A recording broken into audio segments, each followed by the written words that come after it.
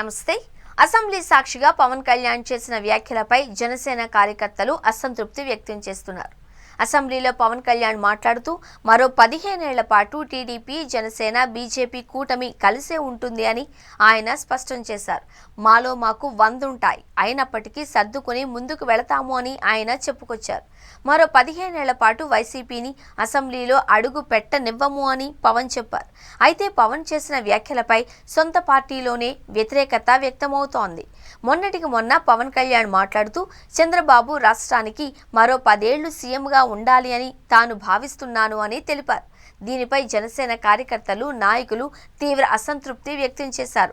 అంటే జనసేన కార్యకర్తలు మరో 10 ఏళ్లు టీడీపీ జెండాలు మోయాల్సిందేనా అని తమ నాయకుడిని ప్రశ్నించారు. ఇప్పుడు ఆయన మరో 5 ఏళ్లను పొడిగించారు. 10 నుంచి 15 ఏళ్లు అధికారం కోసం పోరాటం చేయడం తప్ప అధికారాన్ని చేపట్టేది లేదు అని పవన్ తన వ్యాఖ్యలతో స్పష్టం చేశారు. వాస్తవానికి ప్రస్తుతం కొనసాగుతున్న కూటమి ప్రభుత్వంలోనే జనసేన కార్యకర్తలు సీఎం సీటు షేరింగ్ ఆశించారు. 2.5 సంవత్సరాలు చంద్రబాబు, మరో 2.5 సంవత్సరాలు పవన్ కళ్యాణ్ సీఎంగా చేయాలి అని జనసేన కార్యకర్తలు డిమాండ్ చేశారు. అయితే పవన్ కళ్యాణ్ చంద్రబాబే పూర్తి స్థాయిలో సీఎంగా ఉంటారు అని తెలపడంతో ఆ పార్టీ కార్యకర్తలు నిరాశకు గురయ్యారు. పవన్ తాజాగా చేసిన వ్యాఖ్యలతో జనసేన నాయకులు, కార్యకర్తలు మరోసారి అయోమయంలో పడ్డారు. 15 ఏళ్లు వైసీపీకి అవకాశం ఇవ్వము అని చెప్పిన పవన్ కళ్యాణ్ అధికారంలో ఉంటే సీఎం ఎవరు అనేది మాత్రం చెప్పడం లేదు. ఇదే ఇప్పుడు ఆ పార్టీ కార్యకర్తలకు పెద్ద సమస్యగా మారింది. కూటమి అధికారంలో ఉంటే చంద్రబాబే సీఎంగా ఉంటారు.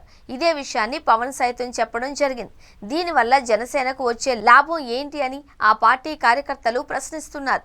వైసీపీని నిర్వీర్యం చేయాలి అని చూస్తూ పవన్ టీడీపీకి దాసోహం అవుతున్నారు అనే చర్చ ఆ పార్టీలో సాగుతోంది. మరోవైపు 11 సీట్లు వచ్చినప్పటికీ 40% ఓటింగ్ శాతంతో వైసీపీ ప్రజల్లో బలంగా ఉంది. అలాంటి పార్టీని పూచుకు పుల్ల మాదిరిగా తీసివేయడం అంటే మన వేలుతో మన కంటిని పొడుచుకున్నట్టే.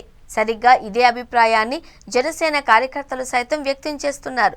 40% ఓటు బ్యాంకు వైసీపీకి 10% కూడా సరిగ్గా లేని జనసేన పార్టీ ఓడించడం అంటే మామూలు విషయం కాదు అనే చర్చ జనసేనలో జరుగుతోంది. రాష్ట్రంలో అత్యధిక ఓటింగ్ శాతం వైసీపీ దక్కించుకుంది. 3 పార్టీలు కలిసి పోటీ చేయడం వల్ల అధికారం కూటమికి సాధ్యమైంది. పైగా బూత్ స్థాయిలో వైసీపీ చాలా బలంగా ఉంది. ఇదే జనసేన విషయానికి వస్తే గ్రామ స్థాయిలో ఆ పార్టీకి పెద్దగా బలం లేదు. పోల్ మేనేజ్మెంట్ పై కూడా ఆ పార్టీకి పెద్దగా అనుభవం లేదు. టీడీపీ మద్దతుతో గత ఎన్నికల్లో విజయం సాధించింది. అన్ని ఎన్నికల్లో ఇది సాధ్యం కాకపోవచ్చు. పైగా గడిచిన 9 నెలల్లోనే కూటమి ప్రభుత్వం తీవ్ర వ్యతిరేకత మూటగట్టుకుంది. ఇచ్చిన హామీలను అమలు చేయకపోవడంతో ప్రజల్లో తీవ్ర అసంతృప్తి నెలకొని ఉంది అని జనసేన కార్యకర్తలు భావిస్తున్నారు. ఈ ఎఫెక్ట్ చంద్రబాబు కన్నా పవన్ కళ్యాణ్ మీదనే ఎక్కువగా పడుతుంది అని వారి భావన. ఇప్పటికే కొందరు జనసేన కార్యకర్తలు బహిరంగంగానే పవన్ కళ్యాణ్ తీరును తప్పుపడుతున్నారు. మరికొందరు నేరుగా పవన్ను ప్రశ్నిస్తున్నారు. జనసేనకు మద్దతు తెలిపి తప్పు చేశాము అని మరికొందరు వాపోతున్నారు. ఇదిలా ఉంటే క్షేత్రస్థాయిలో టీడీపీ, జనసేనల మధ్య సఖ్యత కూడా అంతంత మాత్రంగానే ఉంది. చాలా నియోజకవర్గాలలో టీడీపీ నాయకులదే పెత్తనం కొనసాగుతోంది. ఇటీవల పిఠాపురం టీడీపీ నేత వర్మ చేసిన ట్వీటే ఇందుకు నిదర్శనం. కష్టపడింది ఒకరు, పదవి అనుభవిస్తోంది మరొకరు అని అర్థం వచ్చేలా వర్మ ట్వీట్ చేశారు. చాలా నియోజకవర్గాలలో పరిస్థితి ఇలానే ఉంది. ఇవన్నీ పట్టించుకోని పవన్ ఇలా ఏకపక్షంగా టీడీపీకి మద్దతు తెలపడం ఆ పార్టీ నాయకులకు, కార్యకర్తలకు పెద్దగా రుచించడం లేదు. పవన్ తన తీరు మార్చుకోవాలి అని, లేదు అంటే వైసీపీ సంగతి అటుంచితే జనసేన మనుగడే ప్రశ్నార్థకంగా మారుతుంది అని జనసేన కార్యకర్తలు ఆవేదన వ్యక్తం చేస్తున్నారు.